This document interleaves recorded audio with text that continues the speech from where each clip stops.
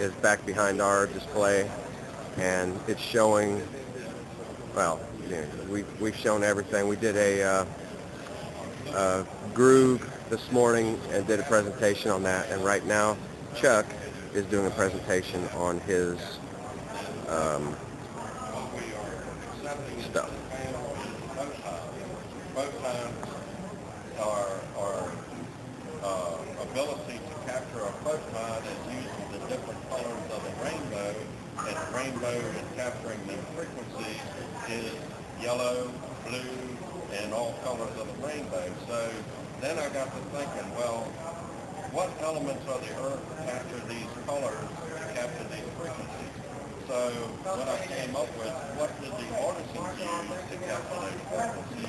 And take the old artisans and the pictures and the paintings that they made, and what did they use to make that yellow? Cadmium sulfide. What did they make to make blue? Cobalt. What did they use to get reds? Selenium.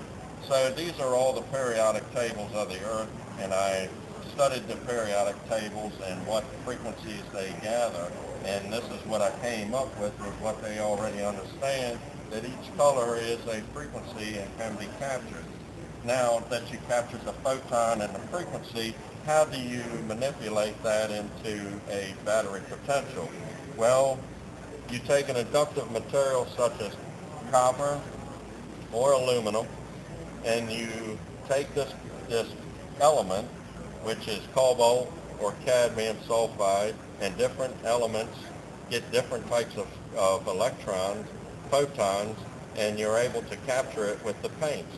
So you take and the way to extract the electrons is we need an electronic field to get an ion, an electron that we had captured, and what you do is you burn your copper plate, you get it good and hot, and you dip it in the potassium hydroxide cold bath, and that oxidizes the copper. Now you have an ionic base or an electronic base to gather the electrons or ions. So your paint collects the photons, and you turn around and collect the electrons off of those photons, and conversion happens automatically because the middle of the copper is still copper and ability to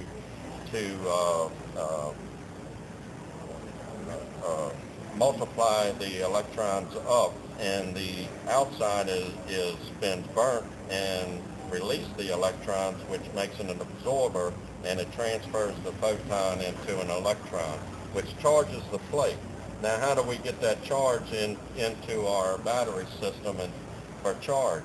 Well, the different materials from one end of the periodic table to the other end of the periodic table create a potential difference. We use the zinc. The zinc is ionic, copper is electrons. Ions and electrons is a potential difference. How we get it there then create the battery effect, which we have the battery right now. To create the battery effect, we take, and I dealt with the electrolyzers using potassium hydroxide and sodium hydroxide, and I said, well, what did the ancients use? They used amber. You rub amber and it becomes electrostatically charged. So I took pine tar, which is using it for a backbone. It can be implemented either ionically or electrons by however way you induce the pine tar. So if you take the pine tar and make, what is soap got in it? Potassium hydroxide is in hair shampoo, and sodium hydroxide to make bar soap. So I made shampoo out of the pine tar, made pine tar shampoo, which is an electrolyte. You take the pine tar shampoo and you paint this zinc plate, and that becomes an ionic charge on the potassium hydroxide, gathers the potential of ions. You paint the copper, that becomes electron charge, and you put a barrier between, because you have to have a jump gap, and you take a paper or a cloth or whatever material and you put it in between and put it together, and there you got a solar battery. Thank you, ladies and gentlemen, for your been a pleasure. Now we have the rodent coil. Now we are able to take a charged cell battery, and this is putting out approximately 1.4 volts per battery, and you can stack these batteries up. That becomes 2.8, and as you stack it, you start multiplying your voltage up. You also start multiplying your amperage because you have more surface area. The bigger surface area, the more columns of amperes you can hold, the more amperes of output you'll have. And as you shingle your roof with stacks, you start multiplying up your shingles, and you climb up your roof, and now you're becoming 24, 48, and keep on going. Now you can take your rodent cell that you've created, and now from an exterior multiplication of your voltage, and they can now extract your voltage off of your roof and put it into your battery cell, and now you can run your electrolyzer and don't cost you a damn thing. Woohoo! That's it. That's what I'm talking about. Thank you, gentlemen.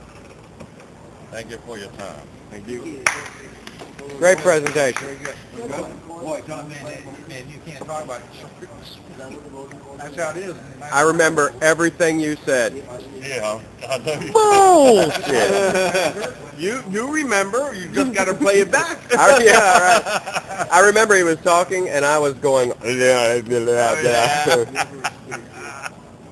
Basically, capacitor in effect. Yeah. What you're building is a capacitor. But it is a battery. It is a battery. And I've always, it's a temporary battery. It needs a lot more studier. You can also take the different elements of the cadmium sulfide and run it however, whatever frequencies they grab, and you start stacking it. And this effect, as appears in your cell, you start multiplying in a small chip, and then you come up with it.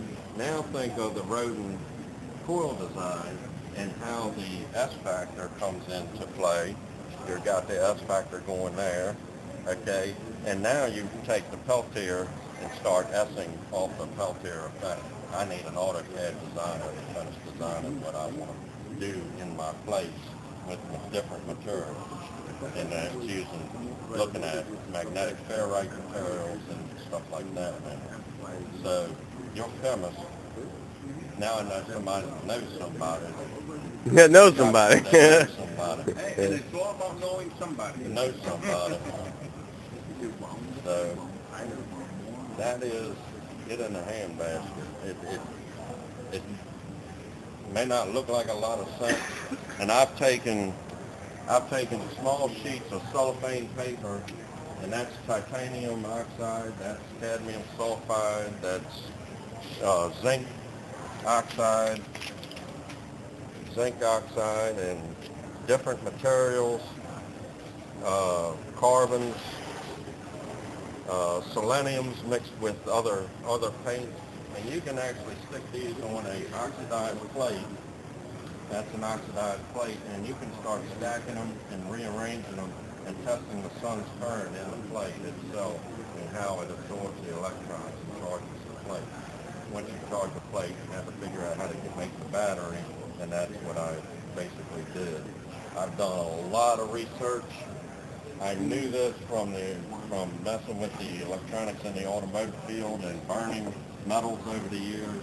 I just said that everything is magnetic and magnetized, everything has a north and south, and how do you manipulate the magnetism of a product and stack it and capture it? Well, your materials are conductive. Copper and aluminum are all conductive.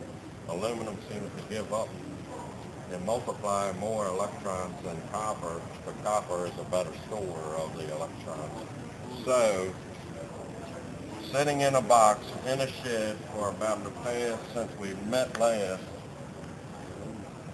I've had a cell here which I've tested and retested, and just sitting here,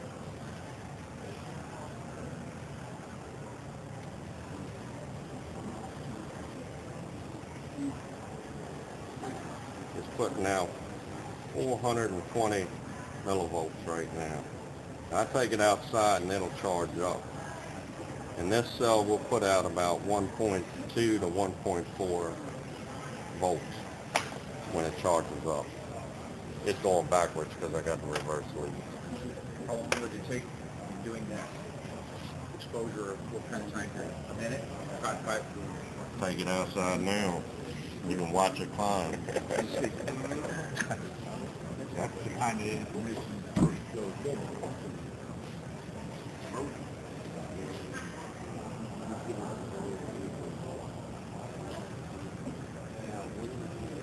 You gotta show me how to make a rat snake. I have to get the rat to do that, man. No, I'm talking about the rotary clutch. Okay. You know,